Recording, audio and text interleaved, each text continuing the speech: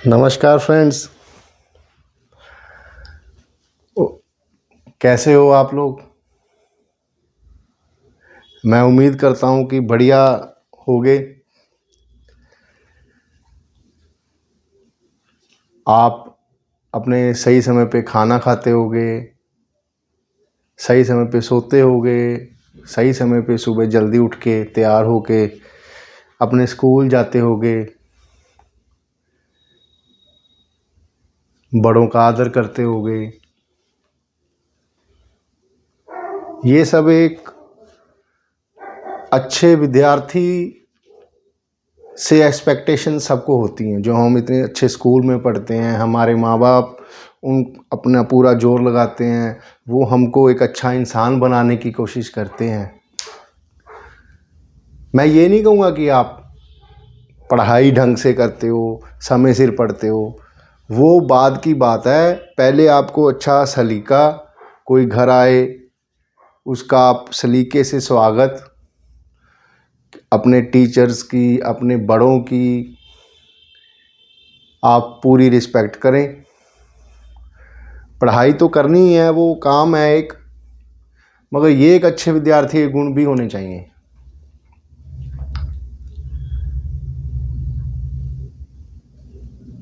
आज मैं आपको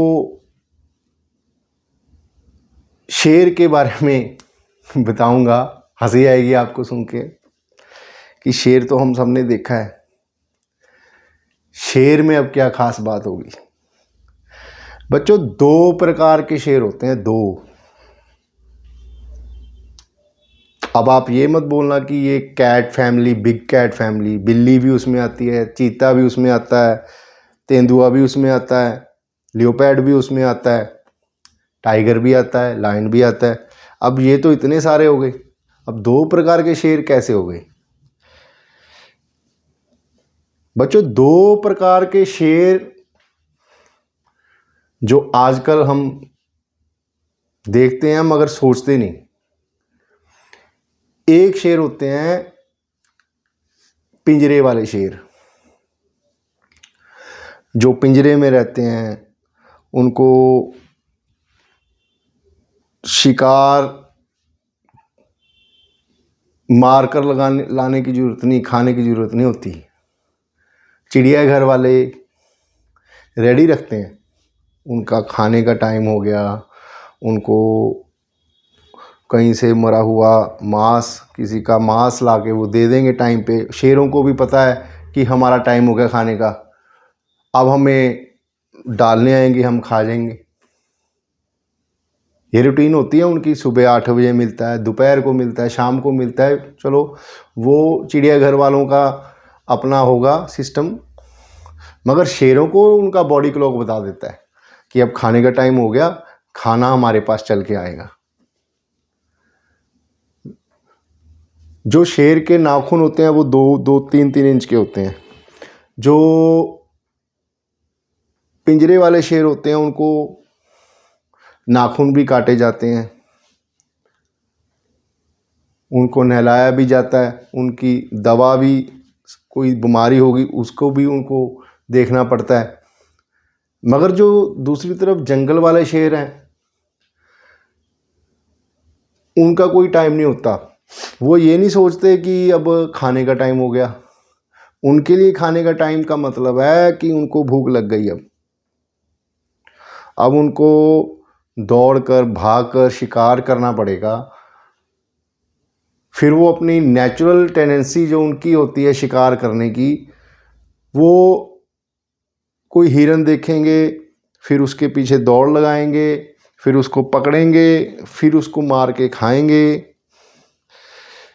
मगर इसमें सोचने वाली बात यह है कि जो पिंजरे वाले शेर हैं, अगर उनको जंगल वाले शेरों के साथ खुले जंगल में छोड़ दिया जाए तो क्या वो सरवाइव कर पाएंगे खुले शेरों के साथ।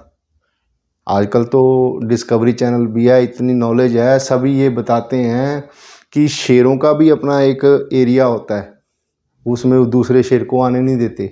जब हम जंगल वाले शेरों के साथ पिंजरे वाले शेरों को जोड़ेंगे तो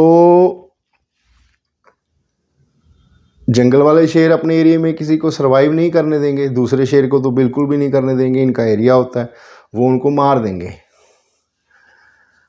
अब सोचने वाली बात ये है कि मैं आपको ये दो प्रकार के शेर क्यों बता रहा हूँ। शेर तो मेरे ख्याल से कभी कभार आपने असली में देखा होगा, अब तो आप टीवी में चिड़ियाघर में देखते हो, सामने तो आपने कभी शायद देखा होगा। पर अगर इस आपके ये चैनल पे मैं आपको पढ़ाने के समय शेरों की बात कर रहा हूँ तो उसका एक मतलब है। वो मतलब है कि आप अगर इससे पहले लेक्चर में अगर आपने मेरी बात सुनी होगी कि रटो मत समझो, आप अगर फॉर्मूले याद करते हैं डायरेक्ट, जैसे कि मेरा पहला टॉपिक था लोकेशन ऑफ कोऑर्डिनेट ज्योमेट्री में लोकेशन ऑफ पॉइंट्स, अगर आप के सामने कोई नया चैप्टर आता है तो आप यही सोचते हो ना कि कौन इतना समय ख़राब करेगा, कौन ऐसे पढ़ेगा।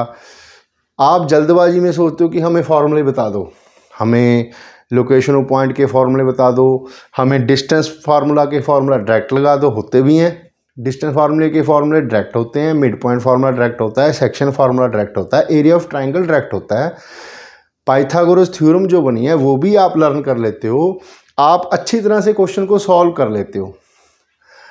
यही आपका रूटीन है जो हम रोज़ फॉलो करते हैं हर एक चैप्टर में। कोई मैथ्स का नहीं, कोई साइंस में भी, किसी भी चीज़ में आपकी जो मेन टेंडेंसी होती है कि मार्क्स लेके आने हैं, उसकी वजह से इतना टाइम भी नहीं है, रूटीन में नहीं पढ़ते आप 1-2 महीने पहले जब आपके एग्ज़ाम्स होते हैं तब आप सोचते हो कि मैं सारा कवर कर लूं, और नो डाउट आप कर भी लेते हो। ऐसा नहीं है, कई ऐसे बच्चे भी हैं जो एग्ज़ाम्स के 5-10 दिन पहले पढ़ना शुरू करते हैं और फिर भी वो दूसरे बच्चों से आगे निकल जाते हैं। पर इसमें अगर मैं आपको बताऊं तो आप पिंजरे वाले शेर बनने की बात कर रहे हो। कैसे? अब आप पिंजरे वाले शेर बनते जा रहे हो जब अभी आप 10वीं में हो, 9वीं में हो, कल को आप 11वीं में होगे, 12वीं में होगे, फिर आप अच्छे कंपटीशन टेस्ट की तैयारी करोगे। तो जब आप कंपटीशन के एग्जामिनेशन हॉल में बैठोगे तब आप पिंजरे से निकल के खुले जंगल में होगे। और जो स्टूडेंट्स जंगल के शेरों की तरह तैयारी करते हैं, वो टॉपिक को समझते हैं, वो जड़ तक जाते हैं। जैसे कोई भी फार्मूला लगा लो, अगर आप उसकी डेरिवेशन नहीं समझते कि वो फार्मूला आया कहाँ से, तो एग्ज़ाम्स में आजकल day by day her year में हम देखते हैं, प्रीवियस ईयर के क्वेश्चंस हम देखते हैं, तो हर ईयर में चेंज हो रहा है टॉपिक के ऊपर। अब इतने सारे क्वेश्चन आ गए कि अगर वो जरा सा घुमा देना उसको, वो आप सॉल्व नहीं कर पाओगे। मगर जो जंगल वाले शेर होंगे ना, जो ढंग से उसको डेरिवेशन से लेके, उसकी जड़ से लेके फार्मूला समझेंगे, वो हमेशा शिकार करेंगे और आप पीछे रह जाओगे। मेरी बात को ध्यान से समझना, मैंने बहुत ही गहराई में आपको ये बात बताई है आज। चलो,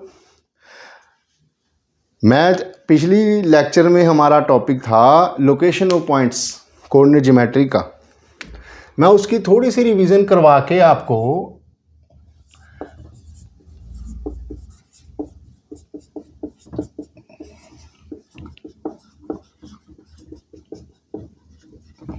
ये हमारा टॉपिक पहला स्टार्ट किया था हमने, location of points.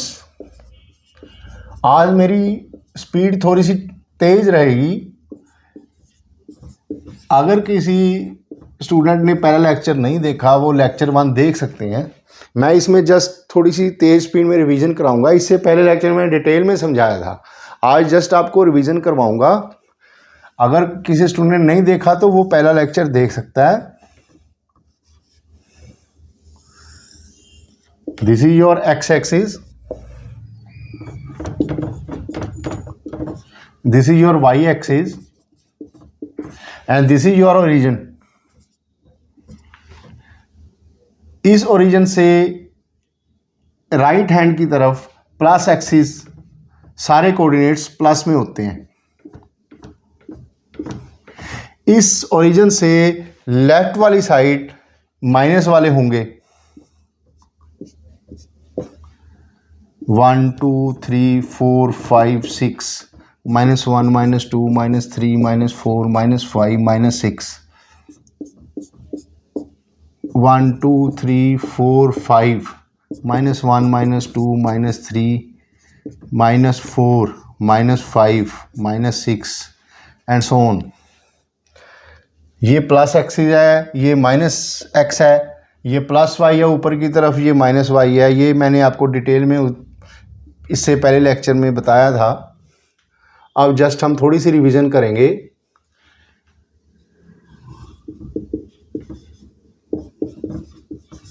Find the point, locate the point P3 - 2 on graph।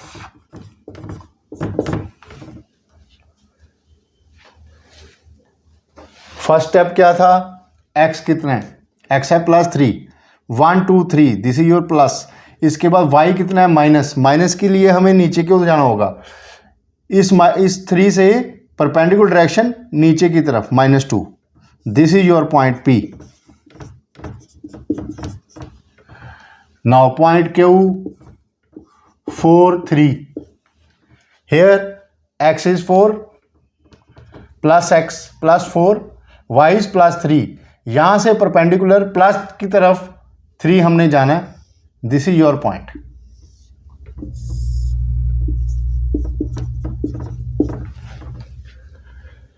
Find the point R which is -2 and -6।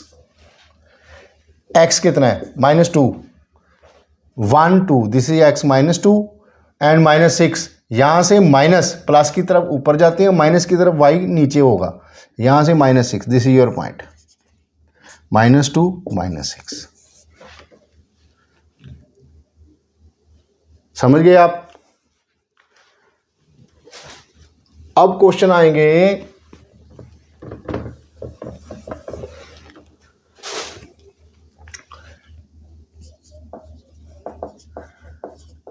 which of the following points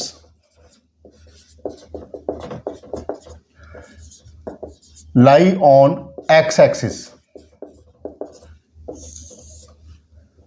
question point है P -2 4 Q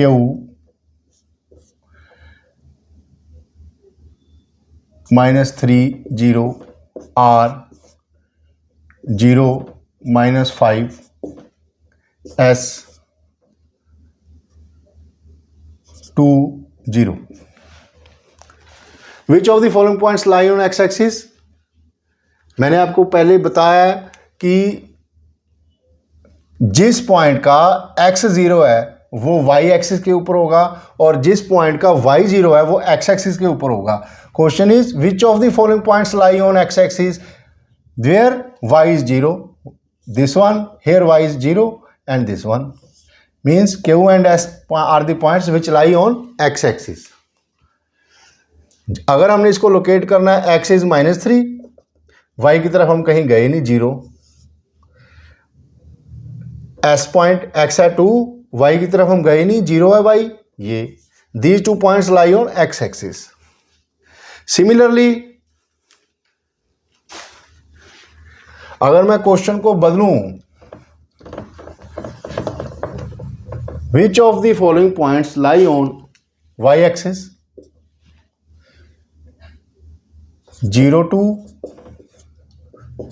पॉइंट P है, point Q है 2 -4, R है -5 0 and S है 0 -3। विच of the following point lie on y axis? Very simple. The point whose x coordinate is 0 will lie on y axis. X is 0, 0. Y is 2, this point will lie on y axis. X is 0, y is minus 3. X is 0, y is minus 3. This point will lie on x axis. The point, which of the following points will lie on y axis? X is 0, y minus 3. Sorry, गलत हो गया. X is 0, y minus 3. This one. These 2 points will lie on y axis. Understand? अब next question है,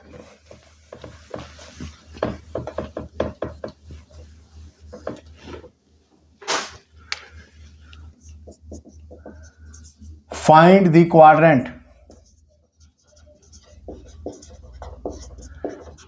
इन which the following points लाई.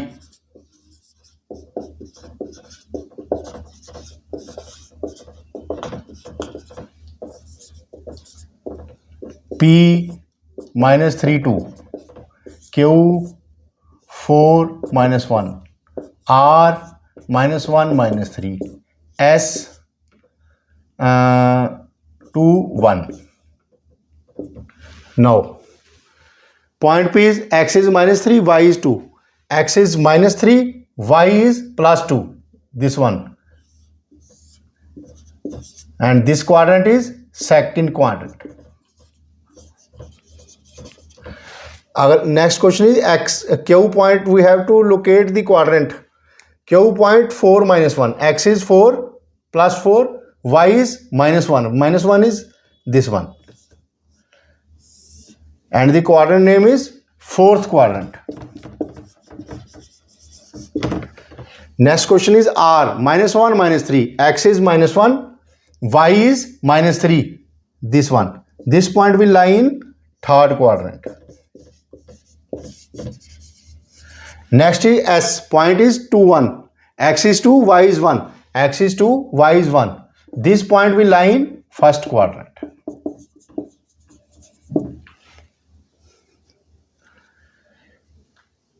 मैं ये confidence से कह सकता हूं कि अब आपको लोकेशन ऑफ पॉइंट्स ये सारा अच्छी तरह से समझ आ गया होगा.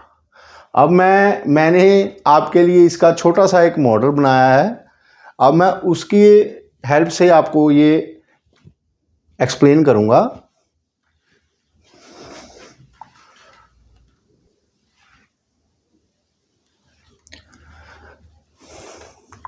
हाँ जी फ्रेंड्स, ये मैंने आपके लिए बनाया था.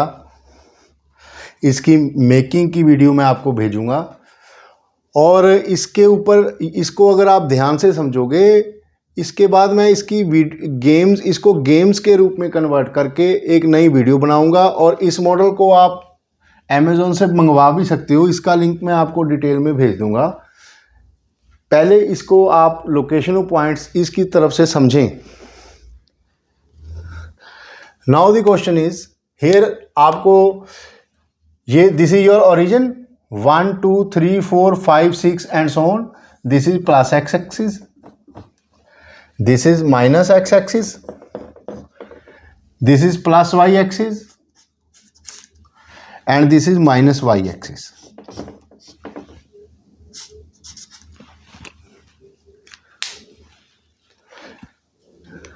Now you have to locate the point P, which is 5 and 3.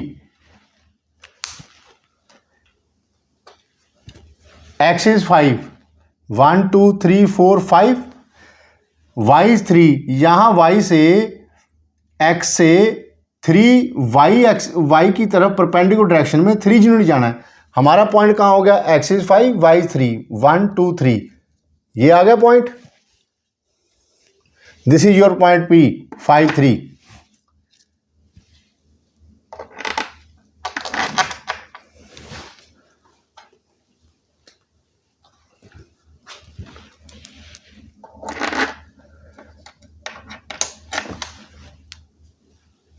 This point is 5 3, and this form a rectangle whose length is 5 units and width is 3 units. मैंने इस लेक्चर के शुरू में ही आपको बताया था कि किसी भी पॉइंट को अगर हम x और y एक्स की तरफ परपेंडिकुलर ड्रा करेंगे तो ये it will always form a rectangle. That is why we say that this coordinate geometry is also known as rectangular coordinate system. समझ गए आप? अब चलो पॉइंट 53. अब देखो, you have to locate the point. Say x is, this is minus, ये minus वाले हैं, and this is minus.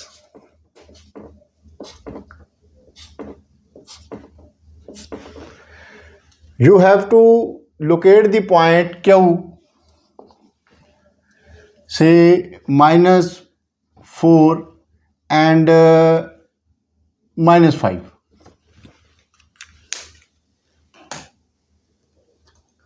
Here x is -4, this one. इसके बाद आपने परपेंडिकुलर डायरेक्शन में किस तरफ जाना है? -5. -5 है नीचे, यहाँ से -5 यूनिट नीचे. ये आ गया आपका पॉइंट. अब आप इसको देखो, फर्स्ट स्टेप क्या था? 0 से -4. अब यहां से -5 नीचे. This will form your rectangle.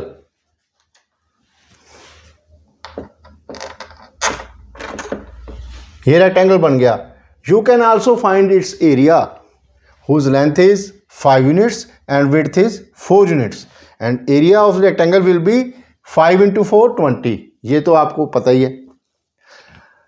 Now let us locate the point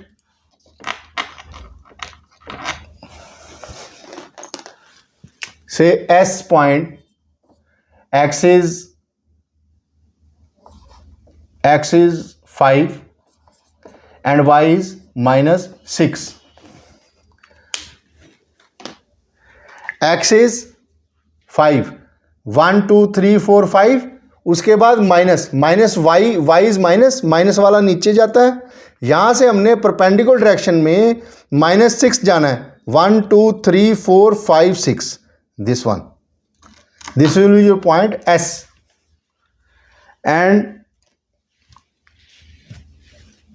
यहां से 5 से परपेंडिकुलर डायरेक्शन में ये हो गया और ये हो गया.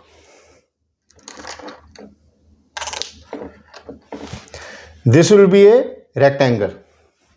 This is your point S, whose coordinates are 5 and -6. X is 5, Y is -6. Now you have to locate the point R, whose coordinates are -3 and 5. Now x is -3, this is -3x. यहां से perpendicular direction में कहां जाना है? +5 ऊपर की तरफ. अगर माइनस होता तो यहां से नीचे की तरफ. यहां से x y कितने हैं? +5. 1 2 3 4 5. This is your point and this is your rectangle. देखो x -3, यहां से परपेंडिकुलर डायरेक्शन में कितना गए हम? +5. यहां से 1 2 3 4 5. And this point will form a rectangle whose sides are, this is 3 units and this is 5 units, and if you have to find its area, the area of this rectangle will be 5 × 3 15 square units. मेरे ख्याल से आपको मैंने जो ये आपके लिए मेहनत की है, इस लोकेशन ऑफ पॉइंट्स को अब एज ए फन यूज़ करेंगे बच्चों. तो इसको बार बार देखेंगे अपने भाइयों के साथ, अपने पेरेंट्स के साथ. इसको गेम को अगर आप बार बार खेलोगे तो जो ये कोऑर्डिनेट्स हैं एक्स वाई ओरिजिन, इसको बार बार खेलने से ये आपके माइंड में सेट हो जाएंगे. अब जब एग्ज़ाम में क्वेश्चन आएगा कि फाइंड दी पॉइंट 3 and -5 से, तो आपके माइंड में ये क्लिक कर जाएगा कि x is -3, x is 3, y is 5, x is -2, y is -4. This one, x is -4, y is 4, this one. Sometimes अगर कोऑर्डिनेट x और y सेम हो, जैसे ये तो रेक्टेंगल बन गए, जैसे से कोई पॉइंट है m जिसके कोऑर्डिनेट हो -4 एंड -4, x भी -4 है, y भी -4 है, वो जब x और y सेम हो दे फॉर्म ए स्क्वायर। कैसे? x is -4, 1 2 3 4, y is -4, 1 2 3 4, this one. In this case जब x और y के कोऑर्डिनेट सेम हो तब ये रेक्टेंगल नहीं, तब ये स्क्वायर बनेगा। और ये तो आपको पता ही है कि स्क्वायर को भी हम रेक्टेंगल की प्रॉपर्टी से जोड़ सकते हैं। क्या डिफरेंस होता है रेक्टेंगल और स्क्वायर में? रेक्टेंगल और स्क्वायर में यही डिफरेंस होता है कि each angle of square is 90, each angle of rectangle is 90, but square all sides are equal, diagonals are equal. Rectangle में नहीं होता। This is a game. इसको मैंने गेम के रूप में कन्वर्ट करके ये लेक्चर इसलिए बनाया था कि 2 दिन मेहनत की इसके ऊपर, ताकि मैं आपको ये समझा सकूं। इसकी एक मैंने गेम भी बनाई है जो पूरे कोऑर्डिनेट ज्योमेट्री को इस बोर्ड के ऊपर आपसे समझ लेंगे। आप इसको, अगर आप इसको ट्राई करेंगे, मेरी वीडियो भी है, इसको यहाँ भी आप समझ सकते हैं। अगर घर पे ट्राई करना है तो इसको अमेज़ॉन से मैं लिंक डाल दूंगा, आप मंगवा भी सकते हैं इस मॉडल को। आप अपने मम्मी पापा के साथ, आप अपने भाई बहन के साथ एक गेम बना के इसको खेलोगे तो इसमें कोऑर्डिनेट के सारे कंसेप्ट जैसे जैसे हम आगे चलेंगे, डिस्टेंस फार्मूला हो गया, मिड पॉइंट फार्मूला हो गया, पाइथागोरस थ्योरम हो गई, सेक्शन फार्मूला हो गया, और पैरेललोग्राम वगैरह जो भी कॉन्सेप्ट कोऑर्डिनेट में है वो इसमें मैं सारे ऐड करता जाऊंगा और इसकी हेल्प से मैं आपको समझाऊंगा। और ये आप अपने ऑर्डर से घर में भी मंगवा सकते हैं। इसकी डिस्क्रिप्शन में जल्दी ही अमेज़ॉन पे आपको इसके नीचे डाल दूंगा। और मेरे ख्याल से ये आपको, अगर आप सेटिस्फाइड हैं तो वीडियो से भी समझ सकते हैं। जो मैं इस चैप्टर में अब नेक्स्ट स्टेप जब हम टॉपिक शुरू करेंगे तो इसको हम उसमें यूज़ करेंगे, ताकि प्रैक्टिकली आप इन चीज़ों को देख लें, समझ लें। और होता क्या है कि जब हम किसी चीज़ को प्रैक्टिकल नहीं ना करते, हम उसको कागज़ पे उतारते हैं तो वो हो जाता है जंगल वाले शेर की बात ये हो गई, वो हो गया पिंजरे वाला शेर। अब आप मेरी सारी समझ गए होगे। चलो अब हम नेक्स्ट लेक्चर मिलेंगे जहां मेरी स्पीड थोड़ा तेज रहेगी, जिसमें हम डिस्टेंस फार्मूला शुरू करेंगे। Thank you.